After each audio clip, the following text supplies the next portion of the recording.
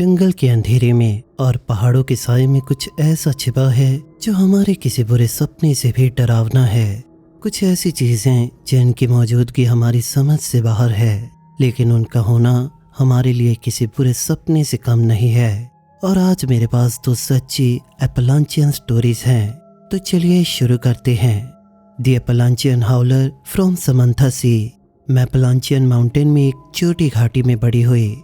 हमारा घर एक मिट्टी की सड़क के आखिर में था, जो अक्सर ही बारिश होते कीचड़ में बदल जाती थी, और उसके ठीक पीछे एक घना जंगल था। मेरी माँ मुझे छोड़कर चली गई थी जब मैं सिर्फ 4 साल की थी। मुझे उनके बारे में मुश्किल से याद है, और मैं अपने पिता को कभी जानती ही नहीं थी।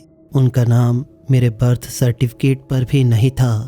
मेरे दादा दादी के पास भी ज्यादा पैसे नहीं थे, लेकिन उन्होंने ही मुझे पाला। दादाजी कोयले की खान में काम करते थे जब तक वो बीमार नहीं हो गए। फिर उसके बाद उन्होंने जो भी छोटे मोटे काम मिलते वो उन्हें करते। दादी अपने गार्डन में सब्जियां उगाती और सर्दियों के लिए कैंड फूड का इस्तेमाल करती। हम दादाजी की डिसेबिलिटी चेक्स और जो भी जानवर का शिकार कर पाते थे उस पर गुजारा करते थे। मेरी सबसे पुरानी यादों में से एक है कि दादाजी की गोद में बैठना, हम उस लकड़ी के चूल्हे के पास होते और वो कहानियां सुनाते थे। उनके पास दर्जनों कहानियां होती, नेटिव अमेरिकन्स के बारे में स्टोरीज जो इन पहाड़ों में अंग्रेजों के आने से पहले से रहते थे। परिवार के बीच झगड़ों के बारे में कहानियां जो पीढ़ियों से चले आ रहे थे। उन क्रीचर के लेजेंड्स जो गहरी घाटियों में रहते थे, जहां लोग शायद ही जाते, और ऐसा होने के अच्छे कारण थे। इन सब कहानियों में उनकी सबसे पसंदीदा थी एपलांचियन हाउलर की कहानी। द हाउलर जब वो कहते थे तो उनकी आवाज हर बार इसे कहते हुए नीची हो जाती। यह इन पर्वतों से भी पुराना है, लोगों से पहले से यहाँ है, और हम सब के चले जाने के लंबे समय बाद भी यहीं रहेगा। फिर वो इसको डिस्क्राइब करने लगते, ये भालू और भेड़िए के बीच की कोई चीज है, वो कहते, लेकिन दोनों से बड़ा, जिसकी चीख से खून जम जाता है। दादाजी के अनुसार हाउलर सिर्फ उन रातों में निकलता था जब न्यू मून होता था, यानी अमावस, और आसमान में सबसे ज्यादा अंधेरा होता था। तुम इसकी आवाज सही से जान जाओगे, वो कहते। ये किसी तरह से भी किसी नेचुरल चीज के जैसा नहीं होता, जैसा तुमने कभी सुना हो। अगर तुम कभी रात में बाहर हो और हाउलर को सुनो तो ध्यान से सुनो। जब तक वह चिल्लाता रहा है तुम सुरक्षित हो, लेकिन जब वो चिल्लाना रुकता है, वो इसे बोलने के लिए हमेशा रुकते थे, ये देखने के लिए कि मैं पूरे ध्यान से सुन रही हूँ। अगर चिल्लाना रुक जाता है तो मतलब ये है कि इसने तुम्हें ढूंढ लिया है। बच्ची होने के नाते मुझे वो कहानी पसंद थी। ये हमेशा मुझे रीढ़ की हड्डी तक डरा देती थी, लेकिन एक अच्छे तरीके से, जैसे कैंप फायर के चारों ओर एक अच्छी गोस्ट स्टोरी सुनकर अक्सर होता है। लेकिन दादाजी के इसे बताने के तरीके में कुछ अजीब था। उनकी आंखों में कुछ होता था जो हमेशा उनके मजाक की आवाज से मेल नहीं खाता था, और मैंने जल्द ही नोटिस किया कि दोनों दादा और दादी अमावस की रातों में अजीब तरह से बिहेव करने लगते। वो दोनों नेचर से काफी केयरफुल लोग थे। ऐसा होना ही पड़ता है, इतने दूर रहते हुए बिना किसी करीबी पड़ोसी के, और अचानक एक छोटी लड़की की देखभाल की जिम्मेवारी के साथ। लेकिन अमावस की रातों में मैं कसम खाती हूँ वो बिल्कुल घबराए हुए होते थे। दादी तालों को 2 या 3 बार चेक करती थी। दादाजी अक्सर इतनी लकड़ियां लाते जो रातों के लिए जरूरत से ज्यादा होते, और वो इस बात को लेकर सख्त होते थे कि मैं उन रातों में सूरज डूबने से पहले अंदर आ जाऊं।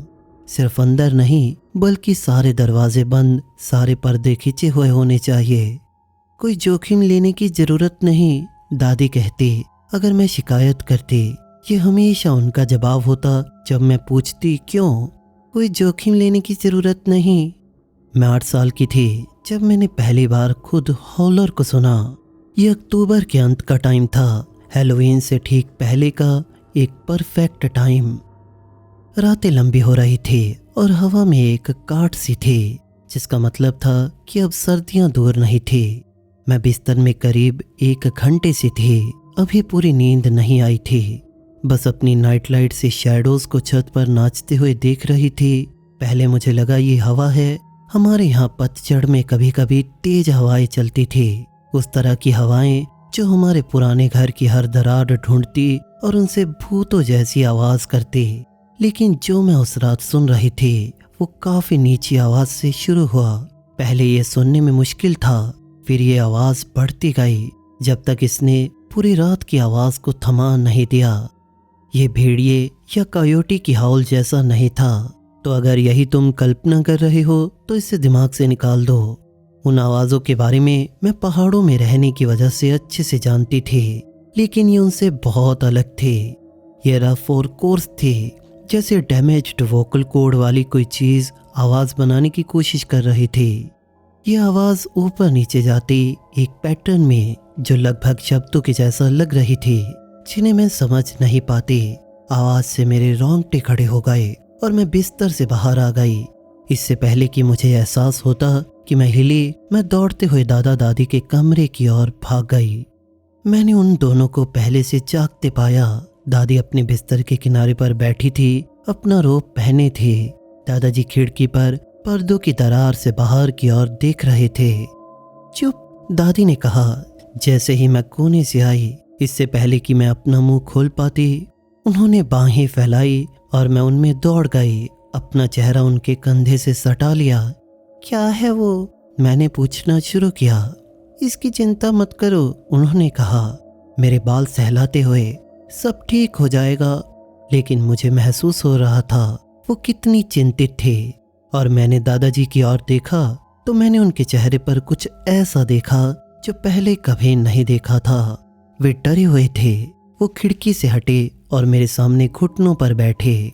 मेरे कंधों पर हाथ रख कर बोले, मैं लिविंग रूम में थोड़ी देर बैठने जा रहा हूँ। उन्होंने कहा, तुम दादी के साथ यहाँ रहो।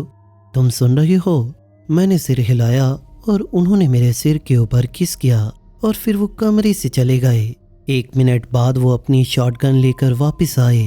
वो पुराने डबल बैरल जो आमतौर पर फायरप्लेस के ऊपर लटकी रहती थी। ये कुछ ऐसा था जिसके बारे में मैं अक्सर सोचती थी कि ये ज़्यादातर सजावट थी, न कि कोई हथियार। ये वो बंदूक नहीं थी जिससे वो शिकार करते थे। दादी ने मुझे उनके बेडरूम में रखा और हमने रात वहीं बिताई। उन्होंने कहानियाँ पढ़ी और हमने कुछ डाइस गेम्स खेली, जबकि बाहर से वो डरावनी आवाज़ें जारी रहीं। ब्लेस हर हार्ट, उन्होंने मेरे लिए नॉर्मल बिहेव करने की पूरी कोशिश की, ऐसा दिखने की कि हम बस एक मज़ेदार रात बिता रहे थे। लेकिन वो खिड़की की ओर देखती रही और हर बार जब आवाज़ खास तौर पर तेज़ होती तो वो उससे चौंक जाती। मुझे याद है मैं सोच रही थी कि ये आवाज़ ऐसी थी जैसे ये किसी एक जगह से नहीं आ रही थी। ऐसा मुझे लग रहा था। कभी लगता ये करीब दीवार के ठीक बाहर से आ रही थी, दूसरी बार रिज पर ऊपर से। लेकिन ये पूरी तरह कभी नहीं रुकी जब तक कि आसमान सुबह की पहली किरण से रोशन नहीं होने लगा। अगली सुबह दादाजी अपनी आर्म चेयर में सो रहे थे। शॉटगन उनकी गोद में थी।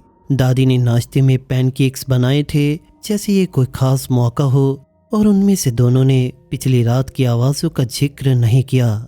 जब मैंने इसके बारे में बात करने की कोशिश की, दादी ने सिर्फ कहा, डियर, कुछ चीज़ें ऐसी हैं जिनके बारे में दिन की रोशनी में बात करने की ज़रूरत नहीं होती। उसके बाद से मैं हमेशा चांद के फेसेस पर ध्यान देने लगी थी। मैं हमेशा जानती जब अमावस आने वाली होती, और मैं हमेशा ये सुनिश्चित करती कि उन रातों में अंधेरा होने से पहले मैं अंदर आ जाऊं। कई साल बाद जब मैं 13 साल की हुई थी, किड्स और टीनेजर के बीच के अजीब फेस में दादाजी 2 साल पहले गुजर गए थे। उन्हें स्ट्रोक आया जो उनके गुजरने का कारण बना। माफ़ करना अगर मैं कुछ गलत कहूँ, लेकिन मुझे लगता है कि पुरानी खदान की नौकरी से कोई बीमा या जीवन बीमे ने दादी को घर का कर्ज चुकाने जितने पैसे दिए थे, और वहाँ से वो सोशल सिक्योरिटी ले रही थी और अपनी थोड़ी सी बचत से गुजारा कर रही थी।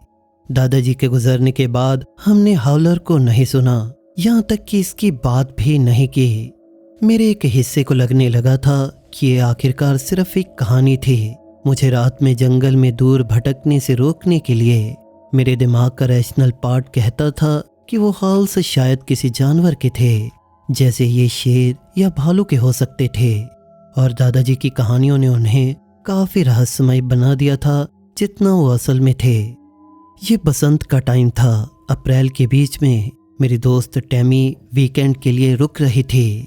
टैमी शहर में रहती थी, उन कुकी कटर घरों में से एक में, जहां पड़ोसी इतना करीब थे कि आप चीनी ले सकते हो बिना अपना यार्ड छोड़े। उसे हमारे पास में आना ऐसा लग रहा था जैसे वो एक एडवेंचर हो। हमने पूरा दिन घर के पीछे जंगल की खोज में बिताया। हम डायलन के बारे में गहरी बातचीत में थे। क्लास का एक लड़का जिस पर हम दोनों को क्रश था। टैमी को यकीन था कि वो मुझे पसंद करता था और मुझे यकीन था कि वो उसमें इंटरेस्टेड था, और हम घंटों तक उसी जैसी चीज़ों पर बहस करते रहे। ये तब तक जारी रहा जब तक मैंने रोशनी बदलना नोटिस नहीं किया। शैडोज लंबी हो गई थी, जिससे मुझे एहसास हुआ कि कितनी देर हो गई थी। हमें वापस जाना चाहिए, मैंने कहा और खड़ी हो गई, जीन्स से मिट्टी झाड़ते हुए।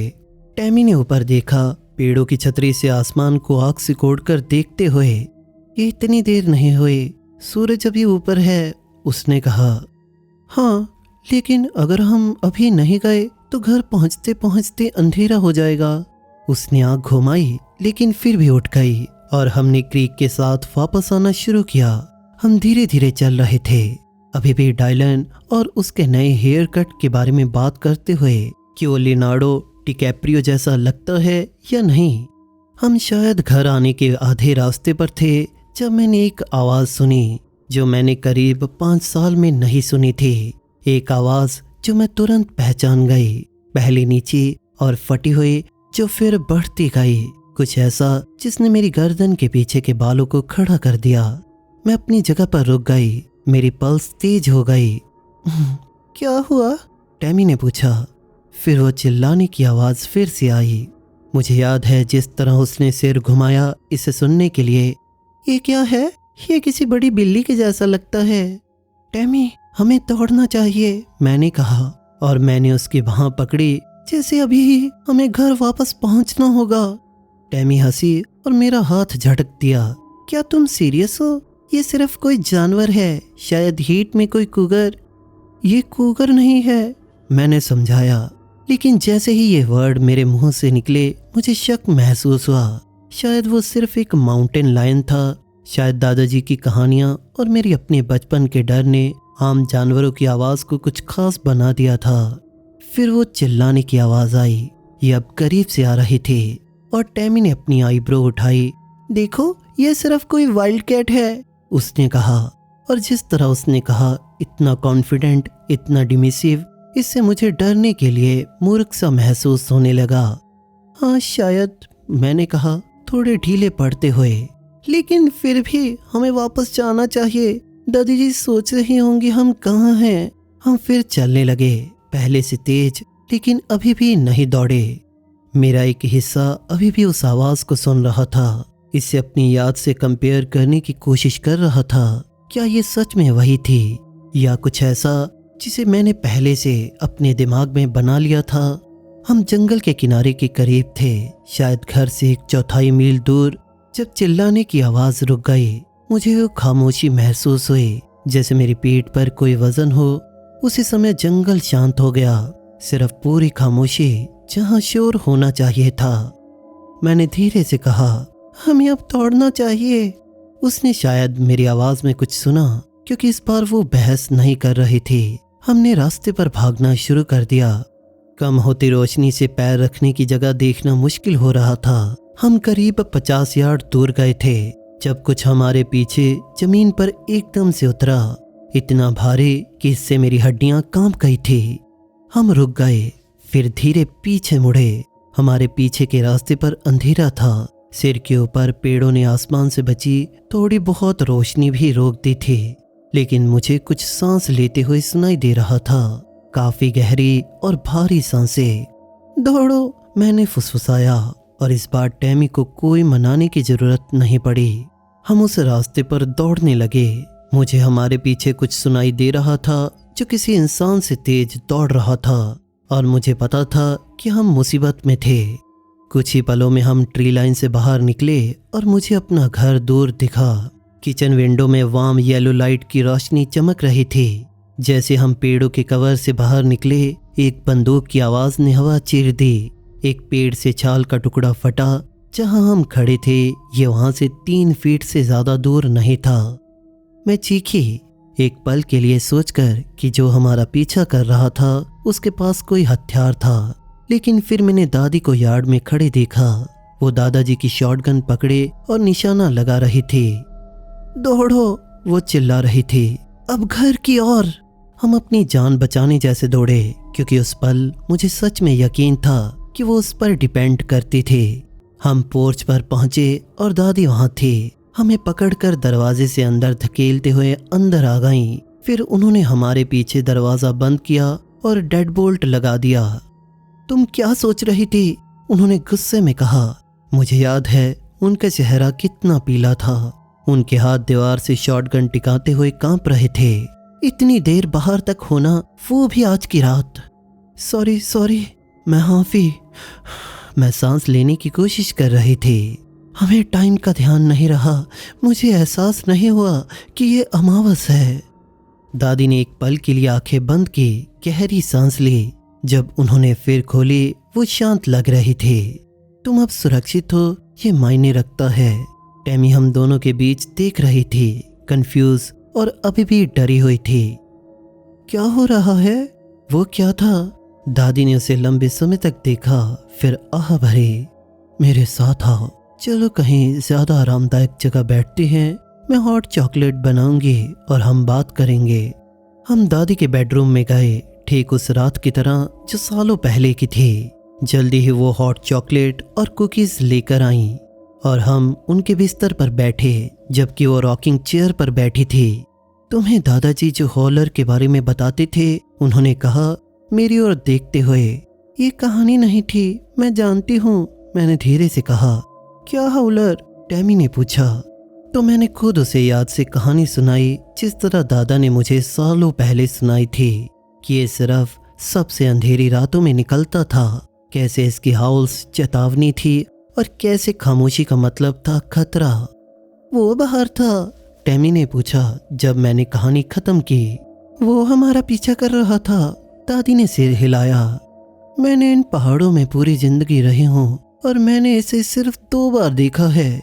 एक बार जब मैं तुम्हारी उम्र की थी और आज रात फिर से। आपने इसे आज रात देखा? मैंने पूछा। बस एक झलक, उन्होंने कहा। जब तुम लड़कियां पेड़ों से बाहर निकली, मैंने तुम्हारे ठीक पीछे कुछ देखा। ये बड़ा था, बालों से ढका था, एक ऐसे तरह से चल रहा था जैसे कोई नेचुरल जीव नहीं चलता। उन्होंने सिर हिलाया, समझाते हुए कि उन्हें इस पर गोली चलाई, लेकिन मिस की। और कैसे वो इतनी घबराई और चिंतित थी एक पल के लिए कि शायद उन्होंने हमें गोली मार दी होती। लेकिन सौभाग्य से ऐसा कुछ नहीं हुआ था। लेकिन इससे वो चीज डर कर भाग गई। 1 घंटे के अंदर चिल्लाने की आवाजें फिर से शुरू हो गई। पहले दूर, फिर हमारी प्रॉपर्टी के एरिया के चारों ओर घूमते हुए लग रही थी। हम देर रात तक जागते रहे, डाइस गेम खेलते हुए बेशक, और बातें करते हुए, ऐसे प्रिटेंड करते हुए कि हम आवाज नहीं सुन रहे थे। अगली सुबह टेमी के माता पिता उसे लेने आए जैसा प्लान था। मुझे डर था कि वो उसके बाद वापस नहीं आएगी, लेकिन जाते हुए उसने झुककर कुछ फुसफुसाया। ये मेरी अब तक की सबसे एडवेंचरस स्लीप ओवर थी। मैं स्कूल में सबको बताने का इंतजार कैसे करूं? मत करो, वो सोचेंगे हम पागल हैं, मैंने उससे कहा। वो मुस्कुराई। फिर ये हमारा राज रहेगा। वैसे मैं फिर से आना चाहती हूँ, लेकिन शायद अमावस पर नहीं, पर मैं वापस आऊंगी। उस रात के बाद दादी ने एक नया रूल बनाया। अमावस के दिनों में दोपहर 4 बजे के बाद बाहर नहीं जाना। इस पर कोई एक्सेप्शन नहीं थी। मैंने इस पर सवाल नहीं किया। आज भी मैं प्लान बनाने से पहले चांद के फेस को चेक कर लेती हूँ। पुरानी आदतें मुश्किल से जाती हैं, ऐसा मुझे लगता है, लेकिन ये जंगल में मरने से बेहतर है।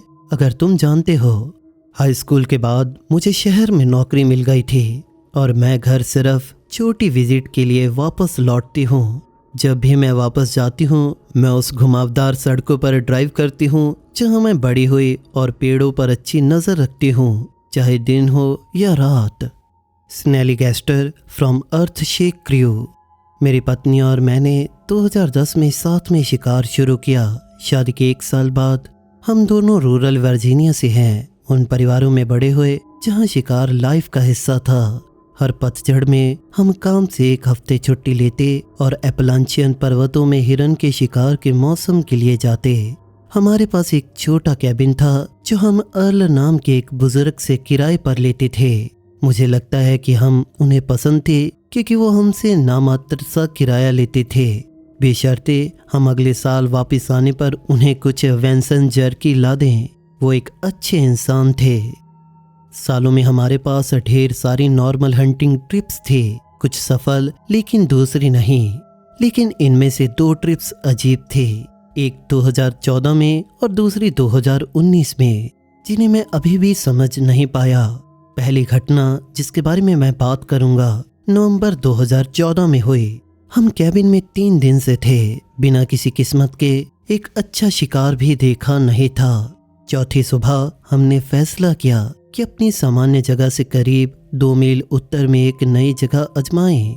जंगल का ये हिस्सा अलग था, इसमें पुराने पेड़ थे, घनी झाड़ियां और ये अजीब तरीके से शांत था।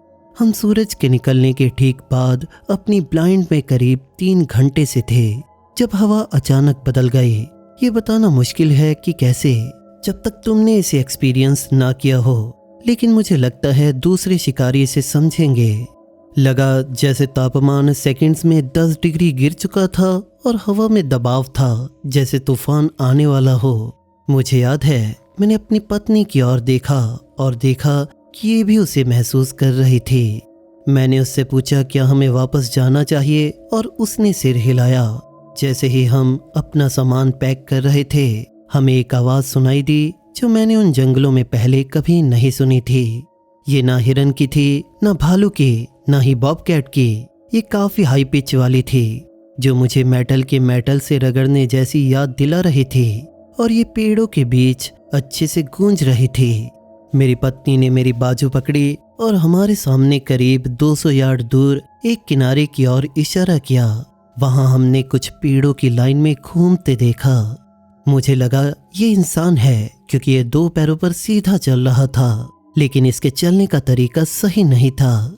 ये एक तरह से रोबोटिक था और किसी के लिए बहुत तेज, जो उस उबड़ खाबड़ इलाके में चल रहा हो। हमने इसे सिर्फ करीब 10 सेकंड देखा, इससे पहले कि ये पेड़ों में गायब हो गया।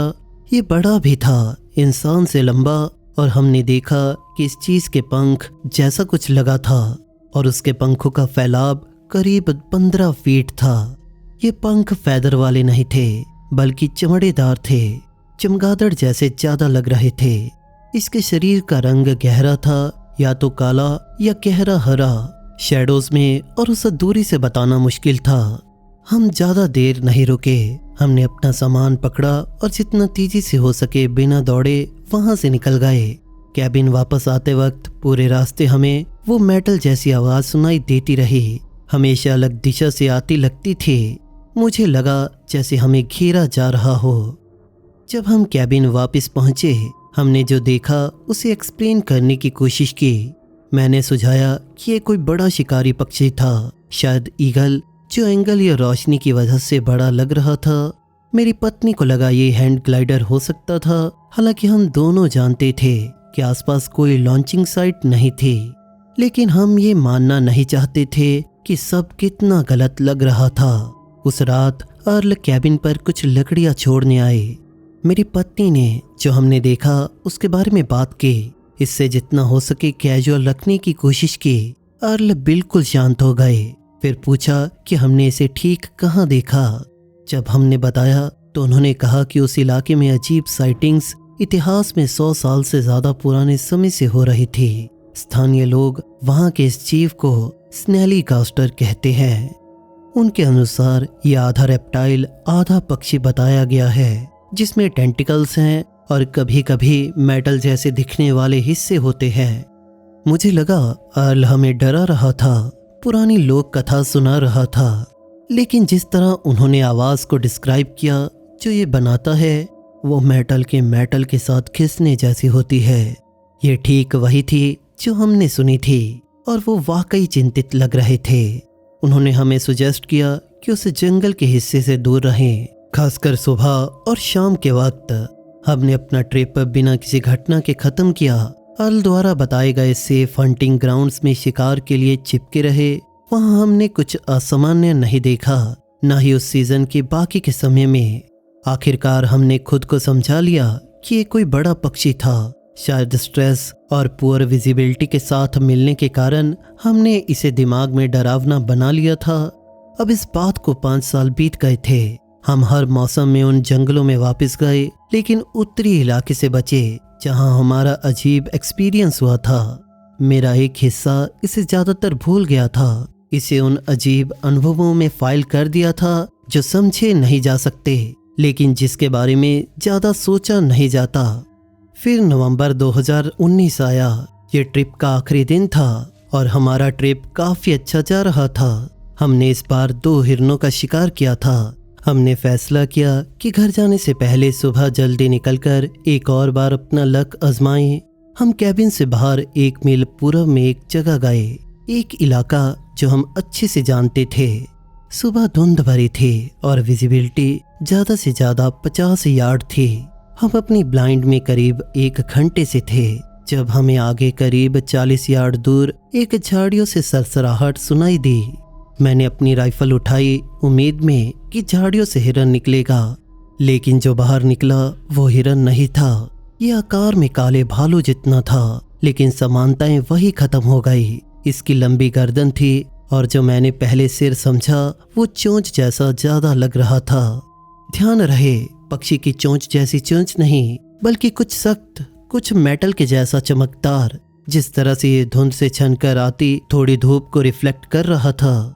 इस क्रीचर के 4 पैर थे जो मोटे और शक्तिशाली लगते थे, लेकिन वो अजीब तरीके से मुड़े थे, किसी मैमल के बजाय एक रेप्टाइल के जैसे ज्यादा। इसकी सबसे अजीब विशेषता थी इसके कंधों से निकलते टेंटिकल्स या मोटी लटाएं जैसे लग रहे थे। कम से करीब ये 6 थे जो लगातार हिल रहे थे, जैसे हवा को चेक कर रहा हो। मेरी पत्नी और मैं वहीं थम गए। हमने बात नहीं की और हिले भी नहीं। हम मुश्किल से सांस ले पा रहे थे। ये क्रीचर हमें अजीब लग रहा था। ये जमीन को स्कैन कर रहा था जैसे कुछ नया ढूंढ रहा हो, और हमने फैसला किया कि इसे वैसे ही रखें। हमें जो लगा एक काफी लंबा समय था, लेकिन सिर्फ 30 सेकंड ही गुजरे थे।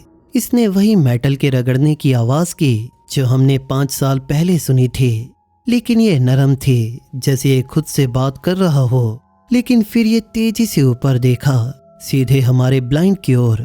मुझे यकीन है ये हमें देख नहीं सकता था। हम अच्छे से छिपे थे और हवा के नीचे थे, लेकिन लगा जैसे इसने कुछ महसूस किया। मेरी पत्नी ने धीरे से अपना फोन उठाया, फोटो लेने की कोशिश की।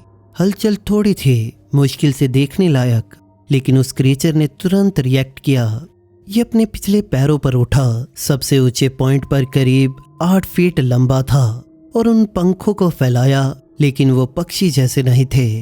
वो चमगादड़ या फिल्मों के ड्रैगन जैसे ज्यादा थे, चमड़ेदार और पसलियों वाले। इसने फिर चीखा, इतना तेज कि मेरे कानों को दर्द हुआ। फिर ये धुंध में आगे झपटा, थैंकफुली हमारी ओर नहीं, लेकिन हमारी पोजीशन के पैरेलल में ही। ये बहुत तेजी से मूव कर रहा था, जैसे ये ग्लाइड कर रहा हो, और ये धुंध में गायब हो गया। हम में से किसी ने एक शब्द भी नहीं बोला। इससे पहले कि कैबिन वापस जाने का फैसला किया, हम पूरे रास्ते हम पेड़ों और आसमान को स्कैन करते रहे, उम्मीद में कि इसे फिर से देखेंगे, लेकिन कुछ नहीं था। जब हम वापस पहुंचे, मेरी पत्नी ने अपना फोन चेक किया, उम्मीद में कि फोटो ले ली हो, लेकिन नहीं, उसने बटन कभी दबाया ही नहीं। शायद इतनी डरी थी कि भूल गई थी कि इसे दबाया या नहीं। हमने सामान पैक किया और जल्दी निकल गए। अल को अलविदा कहने का इंतजार भी नहीं किया। घर की ड्राइव पर हमने आखिरकार जो देखा उसके बारे में बात की। हमने आखिरकार माना कि ये लोकल के स्नेलिगास्टर के डिस्क्रिप्शन से मेल खाता था, बर्ड और रेप्टाइल के फीचर का मिक्स। मेरी पत्नी जितना हम दूर जाते गए उतना इससे फैसिनेट हो गई, तो उसने कुछ रिसर्च की। स्नेलिगास्टर 1700 से 1700 के दशक से एपलांचियन लोक कथाओं का हिस्सा था। इसकी रिपोर्ट्स 1900 के दशक की शुरुआत में पीक पर पहुंची, जब स्थानीय अखबारों ने इसकी साइटिंग्स की कहानियां छापी थी। लेजेंड्स के अनुसार इसमें ऑक्टोपस जैसे टेंटिकल्स, तेज दांत और कभी कभी मेटल जैसी चमकदार चोंच होती है। ये कहा जाता है कि इसकी चीखती आवाज मेटल के रगड़ने जैसी होती है और ये एनिमल्स और लोगों का शिकार करता है। ज्यादातर डिस्क्रिप्शन इसके चमड़ेदार पंखों वाले बताए जाते हैं, जिनका फैलाव 25 फीट तक हो सकता है। कुछ तो दावा करते हैं कि इसके माथे के बीच में एक आंख होती है, हालांकि वो ऐसा कुछ था जिसे हमने देखा उससे कंफर्म नहीं कर सके। जो चीज़ मुझे परेशान करती है वो थी कि हमारी दोनों साइटिंग्स की समानता, जो 5 सालों में अलग अलग 2 बार हुई थी। दोनों बार इस क्रीचर में वही डिस्टिंक्ट फीचर थे और वही अनकॉमन आवाज़ थी।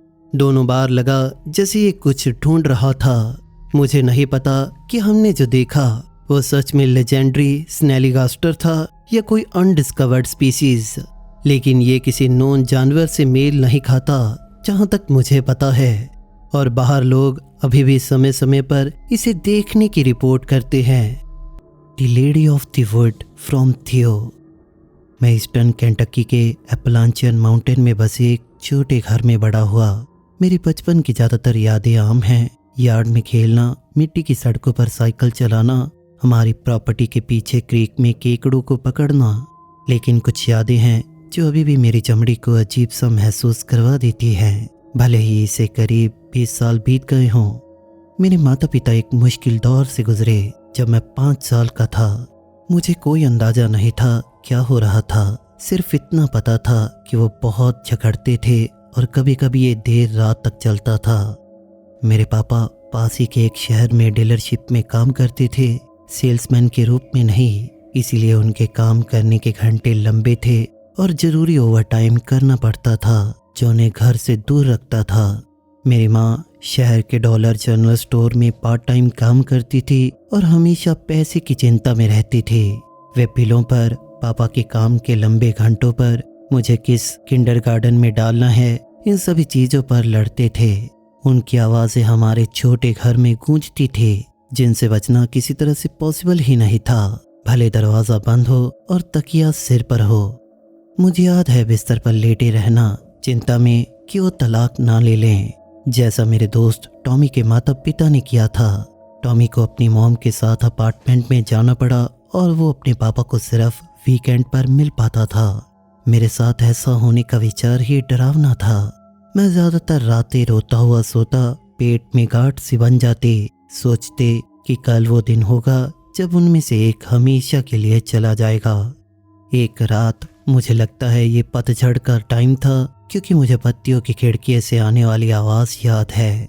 मैं किसी के कंधे पर थपथपाने से जागा। ये किसी को जगाने के लिए नरम थपकी नहीं थी, बल्कि किसी का एकदम तेजी से छूना, जिसने मुझे नींद में चौंका दिया। जब मैंने आंखें खोली, मैंने अपने बिस्तर के पास एक फिगर को खड़े देखा, जो मेरी मॉम जैसी लग रही थी। काफ़ी अंधेरा था, इसीलिए चेहरा साफ नहीं दिख रहा था, लेकिन मैंने उनके आकार और बालों से उन्हें पहचाना। वो अपनी नाइट गाउन पहने लग रही थी, लंबी सफ़ेद चीज़ जो उनके पैरों तक पहुंचती थी। उन्होंने कुछ नहीं बोला, लेकिन उंगलियां मोड़कर आओ का इशारा किया। मैं कंफ्यूज था, लेकिन बिस्तर से बाहर निकला जैसे वो चाहती थी। मेरा कमरा काफ़ी ठंडा था, हीटिंग ऑन होने के बावजूद, लेकिन ये जितना होना चाहिए था उससे ज़्यादा ठंडा था। वो शेप मेरी खिड़की तक चली गई, जो पहले से आधी खुली थी। अब ये मुझे तब भी अजीब लगा था, क्योंकि मैं कभी खिड़की नहीं खोलता था। वो पुरानी लकड़ी की शैश खिड़कियां थी, जिनका पेंट उखड़ रहा था। मेरी उम्र के बच्चे के लिए इनको बिना किसी की मदद के खोलना या बंद करना पॉसिबल ही नहीं था। नमी में लकड़ी फूल जाती थी, उन्हें जकड़ देती थी, और इसके फ्रेम के अंदर काउंटरवेट टूटे थे, इसलिए अगर खुली रखनी हो तो छड़ी से सहारा देना पड़ता था। उस शेप ने खुली खिड़की की ओर इशारा किया, मुझे पीछा करने को बुलाते हुए। मुझे याद है मैंने कमरे के चारों ओर देखा, ये सोचते हुए कि क्या मैं अभी भी सो रहा हूँ और सपना देख रहा था। मेरा बैटमैन नाइट लैंप अभी भी ऑन था। शेप को देखने जितनी रोशनी थी, लेकिन इसकी डिटेल्स को देखने के लिए काफ़ी ज़्यादा कम थी। मेरी डिजिटल क्लॉक सुबह के 4 बजे का टाइम दिखा रही थी। जब मैंने खिड़की की ओर वापस देखा तो वो फिगर पहले से बाहर थी। उसका ऊपरी शरीर अभी भी झुका हुआ था, अभी भी मुझे उसका पीछा करने के लिए इशारा कर रहा था। मैं खिड़की के पास गया और उसमें बाहर जाने के लिए चढ़ना शुरू किया। उस वक्त वो खिड़की मेरी छाती की ऊंचाई पर थी, इसलिए मुझे इससे बाहर जाने के लिए खुद को अच्छे से ऊपर खींचना पड़ा। मुझे खुरदरी लकड़ी हथेलियों पर लगना, ठंडी रात की हवा का चेहरे पर लगना और बाहर अजीब तरह की खामोशी का होना, ये सब अच्छी तरह से याद है।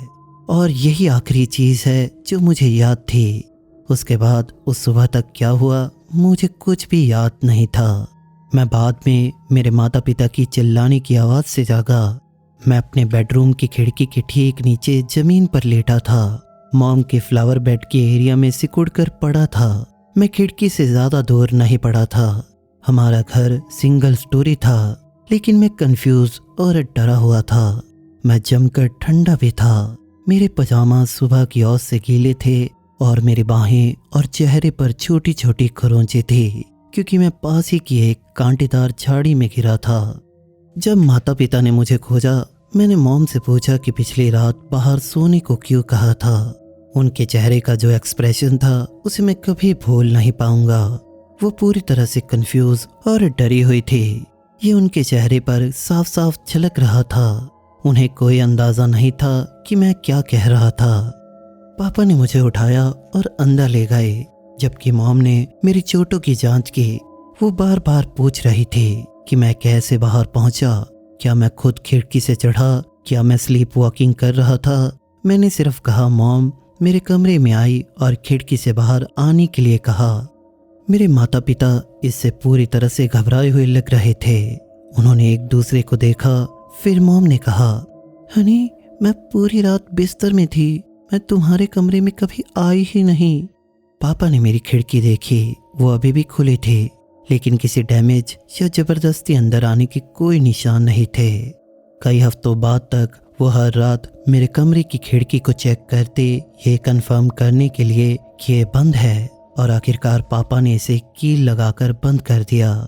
जैसे जैसे मैं बड़ा हुआ, मैं उस घटना को ज़्यादातर भूल गया। तब तक माता पिता ने अपनी प्रॉब्लम पर काम किया। जब मैं करीब 7 साल का था, मेरे पापा को बेहतर नौकरी मिल गई थी, जहाँ पर उनके काम करने के घंटे बेहतर थे और वह चर्च में मैरिज काउंसलिंग करने लगे थे। जब मैं 12 साल का था, वो पहले से ज़्यादा खुश थे।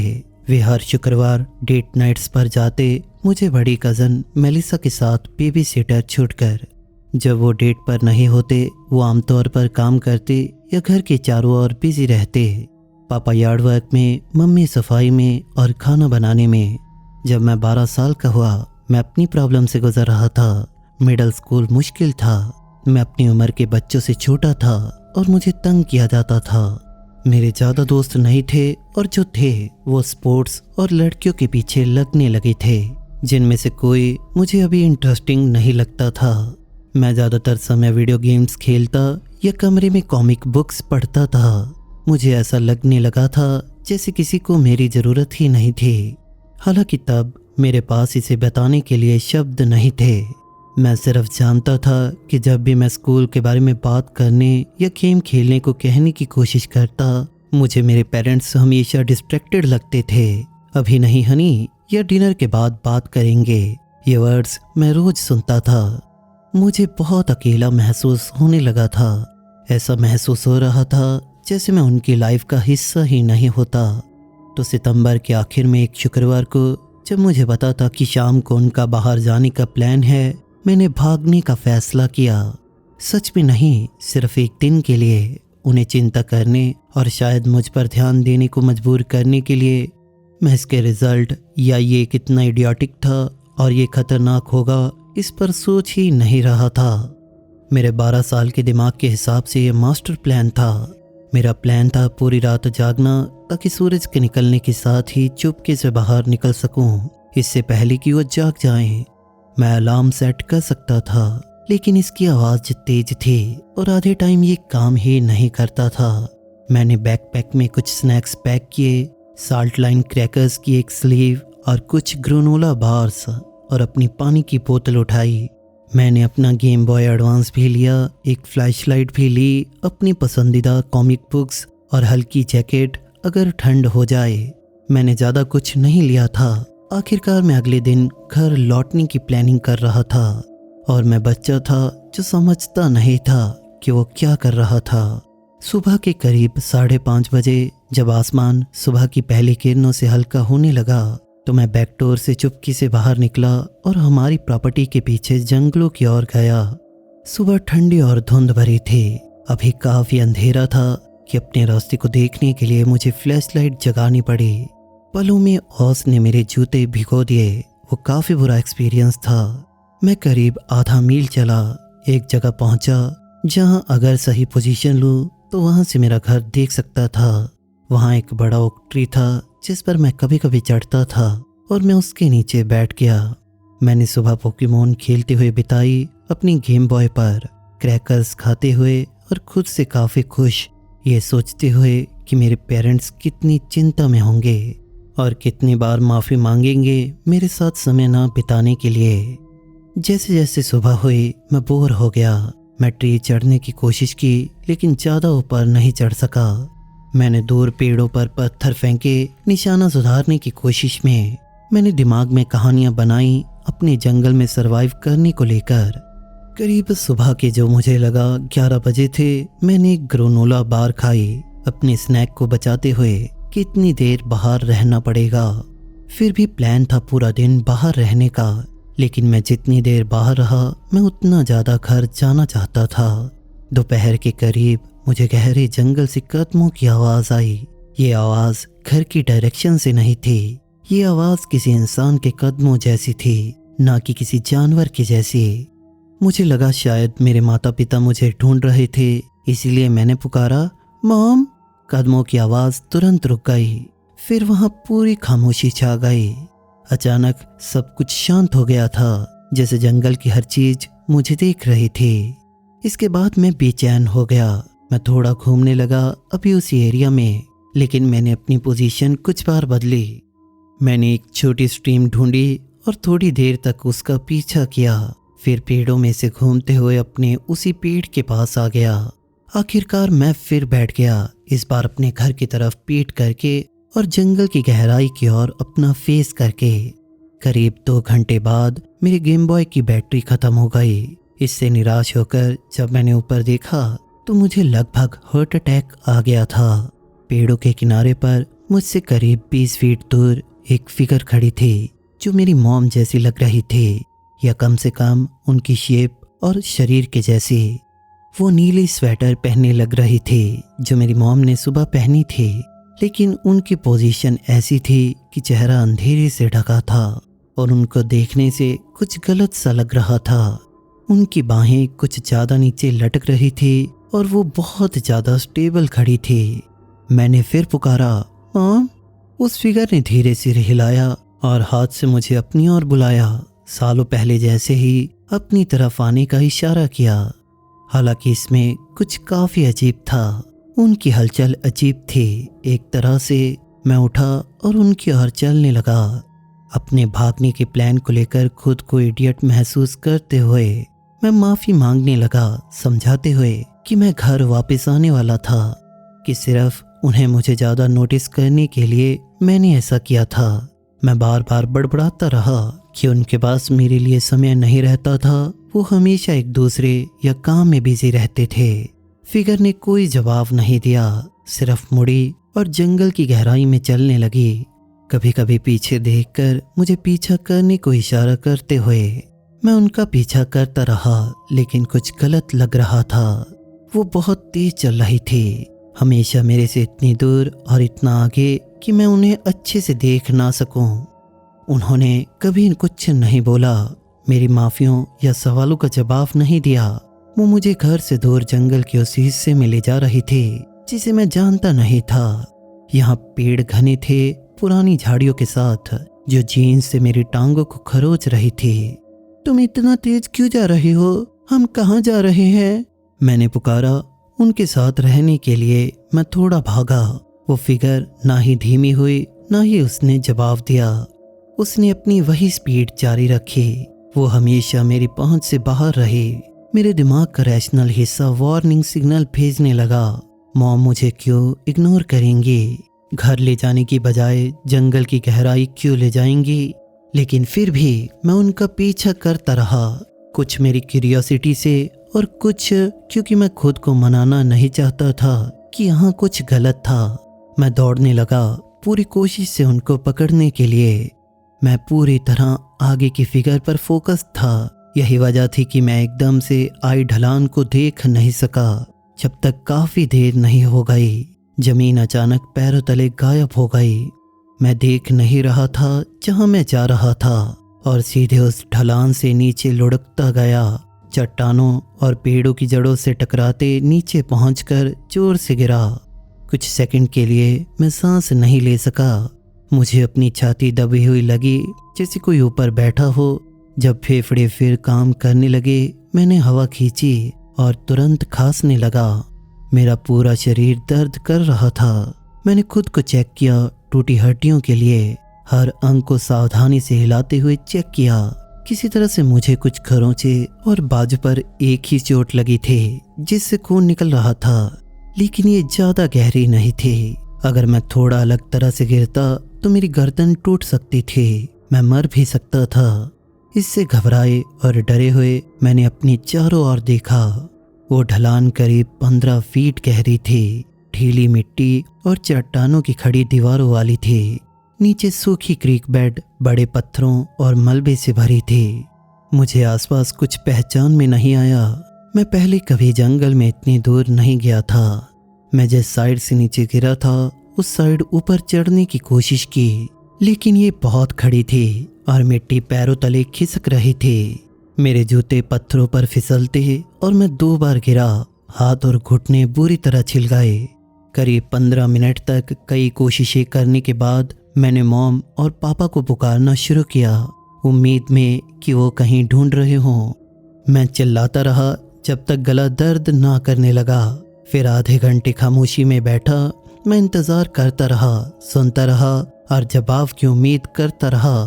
कुछ नहीं हुआ, सिर्फ कभी पक्षी की पुकार या पेड़ों में हवा की सरसराहट की आवाज आ रही थी। मैं रो रहा था। फिर मैं उस ढलान की दूसरी साइड गया जहां ढलान कम खड़ी थी और मैंने पेड़ों की जड़ों को पकड़कर खुद को ऊपर खींचकर बाहर निकाल सका। मेरा प्लान था जहां से उस ढलान की दोनों साइड्स कम गहरी थी, वहां पर कुछ देर तक घूमा, सोचते हुए कि वहां से घर आसानी से ढूंढ लूंगा। लेकिन मुझे जल्दी एहसास हुआ कि मैं पूरी तरह से खो गया था। हर दिशा एक जैसी लग रही थी, सिर्फ पेड़ और पेड़ थे, बिना किसी लैंडमार्क के जिन्हें मैं पहचानता था। मैंने सूरज को ढूंढने की कोशिश की, अपने डायरेक्शन का पता लगाने के लिए, लेकिन जंगल में पेड़ों की छतरी बहुत घनी थी। मुझे कोई अंदाजा नहीं था कि उत्तर कहाँ है, दक्षिण कहाँ है। घर की दिशा तो छोड़ो, मैं एक दिशा चुनी और उस तरफ चलने लगा, उम्मीद में कि मैं कोई ट्रेल या सड़क ढूंढ लूंगा। मैंने कई घंटे भटकते बिताए, मदद के लिए चिल्लाते हुए, जब तक कि मेरी आवाज बैठ नहीं गई।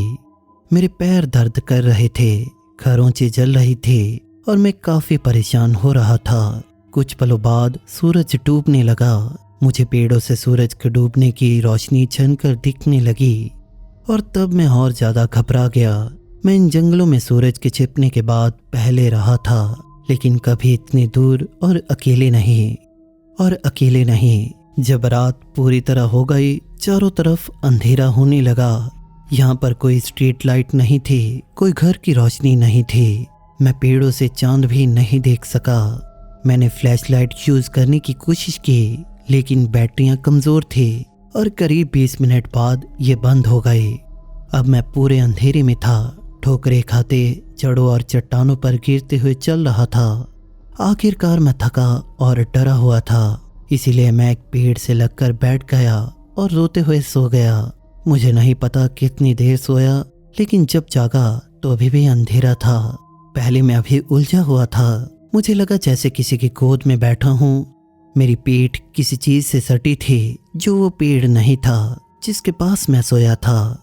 नीचे एक शरीर था, बर्फ जैसा ठंडा। किसी की टांगे थी, ये ऐसा था जैसे मैं फ्रीजर में बैठा हूँ। कुछ नुकीला मेरे गालों पर घूम रहा था, जैसे नाखून या पंजे धीरे धीरे मेरी स्किन को खरोंच रहे थे। ये टच लगभग कोमल था, लेकिन इससे मेरी स्किन जलने लगी। मैंने ऊपर देखा और जो मेरी मॉम की परछाई लग रही थी, उनके फेमिलियर बालों वाले चेहरे को ढकते हुए, और इससे मुझे राहत की बाढ़ आई और मैंने फुसफुसाया, मॉम। जैसे जैसे आंखें अंधेरे में एडजस्ट हुई, मैंने देखा कि जो मैं देख रहा था वो मेरी मॉम बिल्कुल नहीं थी।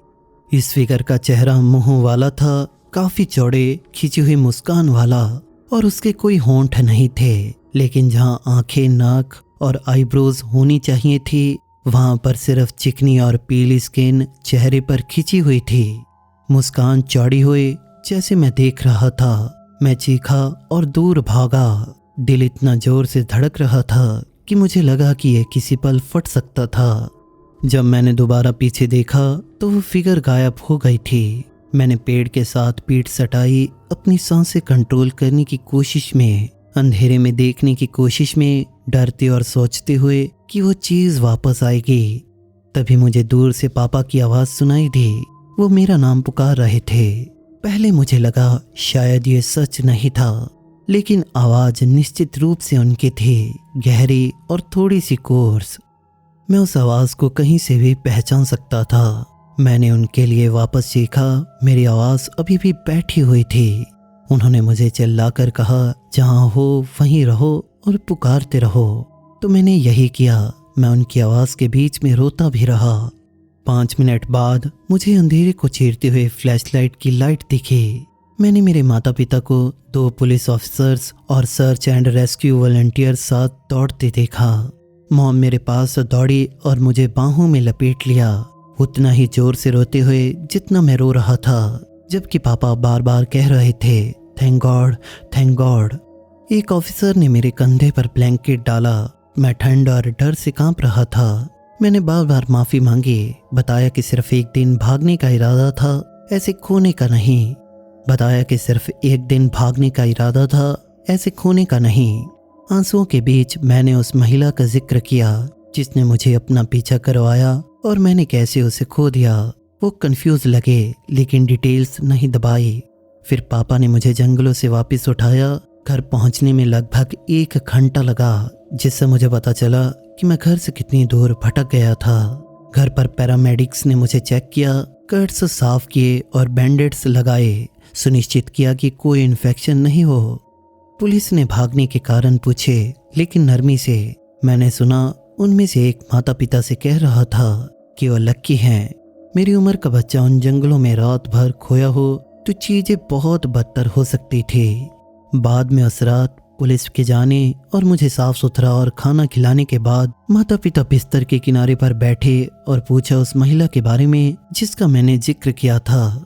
मैंने बताया कि मुझे लगा मॉम मुझे जंगलों में बुला रही थी, पीछा करके ढलान तक किसी चीज की गोद में जागना जो मॉम नहीं थी और इंसान तो बिल्कुल भी नहीं। मैंने उस फेसलेस महिला को डिस्क्राइब किया। मैंने उन्हें फिर से जब मैं 5 साल का था तब उस रात के बारे में भी बताया, कैसे ये महिला सेम थी और कैसे उस चीज ने मुझे खिड़की से बाहर लुभाने की कोशिश की थी। मैं उनके एक्सप्रेशन से बता सकता था कि वो यकीन करने को तैयार नहीं थे, लेकिन पूरी तरह से वो इससे डिस्टर्ब थे। पापा का चेहरा थोड़ा पीला पड़ गया और मॉम क्रॉस का साइन बनाती रही, कुछ जो वो सिर्फ सच में डरने पर करती थी। उन्होंने मुझे वादा करवाया कि कभी अकेले जंगल में नहीं जाऊंगा और बताया कि अगर कभी परेशान या अकेला महसूस हो तो भागने की बजाय सीधा बात करूं। मैंने वो प्रॉमिस निभाया भी। मैं कभी उन जंगलों में अकेले वापस नहीं गया और हम 1 साल बाद उस घर से चले गए जब पापा को दूसरे स्टेट में नौकरी मिल गई। जाने से पहले मैंने पापा को पड़ोसी से उनके बच्चों के बारे में बात करते सुना जो सालों से उन जंगलों और पहाड़ों में गायब हो गए थे। कुछ मिले, कुछ नहीं। आज तक मुझे नहीं पता वो चीज क्या थी। ये मेरी मॉम जैसी क्यों लग रही थी, मैं उसके साथ क्यों जाना चाहता था। मुझे पूरी तरह यकीन है कि ये मुझे नुकसान पहुंचाना चाहती थी। इसने मुझे खिड़की से जंगल में ले जाने की कोशिश की और किसी कारण मैं नहीं गया तो इसने मेरे बड़े होने पर दूसरे मौके का इंतजार किया। अगर इस कहानी से सीखें तो दो चीज़ें हैं। एक, मूर्ख बच्चा बनकर माता पिता से भागना नहीं चाहिए, उनसे बात करनी चाहिए। और दूसरा, एपलांचियन माउंटेन्स के जंगलों में अजीब एंटिटीज का पीछा नहीं करना चाहिए। One ticked of gnomes from Ted's mid. बड़े होते हुए बॉनफायर हमारे परिवार की गैदरिंग का मुख्य हिस्सा थे। मेरे अंकल, जिन्हें मैं इस कहानी में लेस्टर कहूँगा, उन्हें खास तौर पर ये पसंद थे। वे अच्छे मौसम में कम से कम महीने में एक बार आते, बर्डवाइजर की कूलर लाते और लकड़ियों का ढेर, आग के लिए जो रात के अंधेरे तक चलती थी। ये गैदरिंग आमतौर पर सिर्फ मेरे माता पिता, अंकल लेस्टर, कभी उनकी ऑन ऑफ गर्लफ्रेंड शेरी और पड़ोसी या पापा के कोवर्कर्स जिन्हें वो इनवाइट करते थे, सिर्फ वही होते थे। वे लॉन चेयर में आग के चारों ओर बैठकर बियर पीते थे और अंकल लेस्टर आखिर में अपनी पुरानी अकूस्टिक गिटार निकालते और इसे बजाने लगते। वे खास तौर पर अच्छी तरह से नहीं बजाते थे, लेकिन सबके कुछ बियर पी लेने के बाद किसी को परवाह नहीं थी। बच्चा होने के नाते मुझे पूरा टाइम बाहर रहने की शायद ही इजाज़त मिलती थी। मॉम मुझे करीब 9 बजे तक वहाँ रहने देती थी। मैं मार्शमेलो भूनता, बड़े लोगों की बातें सुनता, लेकिन फिर बेड टाइम हो जाता। मैं हर बार वहाँ रहने की बहस करता, लेकिन ये कभी काम नहीं करता। वो वहाँ पर ड्रिंकिंग करते थे, जो मॉम एडल्ट कन्वर्सेशन कहती थी। वो बस उनके ज़्यादा आज़ादी से गाली देने और कहानियाँ सुनाना था, जो शायद मुझे सुननी नहीं चाहिए थी। इनमें से एक रात थी जो मेरी याद में अटक गई। तब मैं शायद 8 साल का रहा हूँगा। ये गर्मी का वक्त था और मुझे हमेशा की तरह सोने के लिए बिस्तर पर भेज दिया गया, जबकि बोनफायर अभी जोरों पर थी। मेरी बेडरूम खिड़की बैकयार्ड की ओर थी, इसीलिए मैं उन्हें हंसते और बात करते अभी सुन सकता था। मुझे याद है, मैं लेटे हुए उन्हें सुन रहा था। आखिरकार आवाज़ें कम हुई, जैसे लोग अपने घर चले गए या सोने चले गए थे। लेकिन मैं अभी पापा और अंकल लेस्टर को बाहर सुन सकता था। उनकी आवाज़ें नीची थी, जैसे वो आग के पास पी रहे थे। मैं लगभग सोने वाला था जब कुछ अजीब सुना। चिल्लाना, गुस्से में नहीं लेकिन अलार्म में, और यार्ड में मुझे लोगों के दौड़ने की आवाज़ आई। मैं उठा और खिड़की से देखा, लेकिन बोनफायर की आग के कम होने के कारण इसकी चमक से आगे ज़्यादा अंधेरा था और कुछ दिखना मुमकिन ही नहीं था। मैं उन्हें यार्ड में दौड़ते सुन सकता था, हंसते लेकिन थोड़ा डरते हुए भी। और फिर बैकडोर जोर से खुला और बंद हुआ। घर के अंदर किसी के दौड़ने और दरवाज़ा लॉक होने की आवाज़ आई। एक पल शांति के बाद मैंने पापा और अंकल लेस्टर को अचानक हंसी में फूटते सुना। उसी तरह की अनकंट्रोलेबल हंसी जब हम सांस मुश्किल से ही ले पाते हैं। मैंने आँख घुमाई, सोचते हुए कि वो मूर्ख हैं, और आखिरकार सो गया। ये उन अजीब बचपन की यादों में से एक बन गई, जो कभी कभी मुझे फिर से याद आती, लेकिन समय के साथ फीकी पड़ जाती। फास्ट फॉरवर्ड, अब मैं 35 साल का हूँ, अपनी फैमिली के साथ रहता हूँ। हमने हाल ही में अंकल लेस्टर को डिनर पर बुलाया था। ये मूवी नाइट थी और बच्चे सोनिक द हेज होकर देखना चाहते थे। लेस्टर उम्र में बड़े हो रहे थे, लेकिन वो बच्चों से मिलना पसंद करते थे। अब उनके बाल सफ़ेद हो गए थे, लेकिन उनकी अभी भी वही शरारती मुस्कान थी। वो मेरे काउच पर फैले थे, बियर हाथ में पकड़कर। मूवी के मेड में किसी चीज़ ने पुरानी याद ट्रिगर की, पता नहीं क्या, लेकिन हाँ, मैंने कहा, हे अंकल लेस्टर, याद है वो बॉनफायर जो तुम लोग मेरे पेरेंट्स के घर पर करते थे? उन्होंने सिर हिलाया और बियर की घूंट भरी, कहते हुए, वो अच्छे समय थे। मैंने कहा, मुझे एक रात याद है जब मैं बच्चा था। तब मैंने आपको और पापा को घर में दौड़ते सुना था, जैसे कुछ आपका पीछा कर रहा था। मैंने आपकी हंसी भी सुनी थी, लेकिन आप दोनों डरे हुए भी लग रहे थे। लेस्टर की आईब्राउज ऊपर उठी, फिर चेहरे पर धीरे धीरे मुस्कान आई। होली क्रैप, तुम्हें याद है? हमने बच्चों की ओर देखा जो मूवी देखने में बिजी थे। मेरा मतलब है, सॉरी। वाह, मुझे यकीन नहीं तुम्हें वो रात याद है। मैं जानना चाहता हूँ कि क्या हुआ था उस रात तुम दोनों के साथ। उन्होंने हंसा और सिर हिलाया। खैर, तुम यकीन नहीं करोगे, लेकिन जो भी है। उन्होंने एक और घूंट लिया, फिर बोलने लगे, तुम्हारे पापा और मैं आखिर तक बाहर थे। हम ज्यादा बियर पी रहे थे, एक दूसरे को काम की कहानियां बता रहे थे।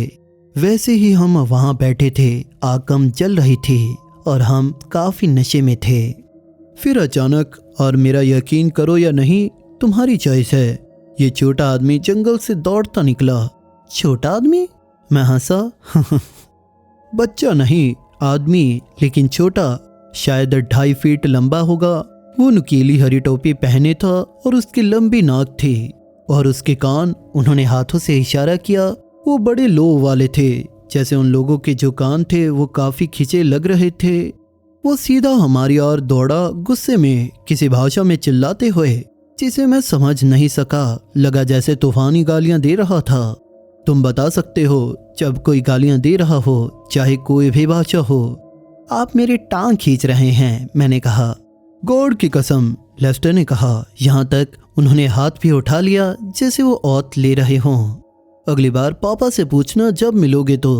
इस छोटे आदमी ने हमारा पिट फायर के चारों ओर पीछा किया। हम डर से बेहाल थे, लेकिन हंस भी रहे थे क्योंकि ये कितना अजीब था। आखिरकार हम घर की ओर दौड़ लगाए और पीछे दरवाज़ा लॉक किया। मैंने उनसे पूछा कि उन्हें क्या लगता है वो क्या था। देखो, आसपास कोई इतना छोटा नहीं था, बच्चे भी नहीं, और ये कोई बच्चा नहीं था।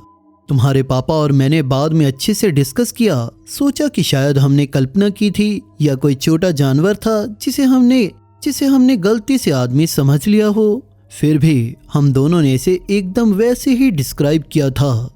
उसके बाद मुझे क्या कहना चाहिए था मुझे इसका पता नहीं था। लगा वे काफ़ी ड्रंक हो गए थे और शायद उन्होंने इसकी कल्पना की थी। लेकिन अंकल लेस्टर को लगा ये सच था। उन्होंने कहा कि उन्होंने पहले या बाद में ऐसा कुछ नहीं देखा। हम अगली सुबह वहां गए थे चारों ओर उसे देखने के लिए, लेकिन कुछ वहां नहीं था। कोई फुटप्रिंट या कोई निशान वहां पे नहीं थे। बच्चों ने टीवी पर किसी चीज पर चीयर किया। इस मोमेंट को तोड़ते हुए लेस्टर ने मुझे विंक किया और मूवी की ओर वापस हो गए। तो दोस्तों, आपको आज की ये स्टोरीज कैसी लगी? अगर आपको ये स्टोरीज पसंद आई तो इस वीडियो को लाइक और शेयर जरूर करें और इसी तरह की और स्टोरीज सुनने के लिए हमारे चैनल को सब्सक्राइब करिए। मिलते हैं ऐसी ही एक और सच्ची घटनाओं वाली स्टोरीज के साथ अगली वीडियो में। तब तक के लिए अंधेरे से बचते रहिए।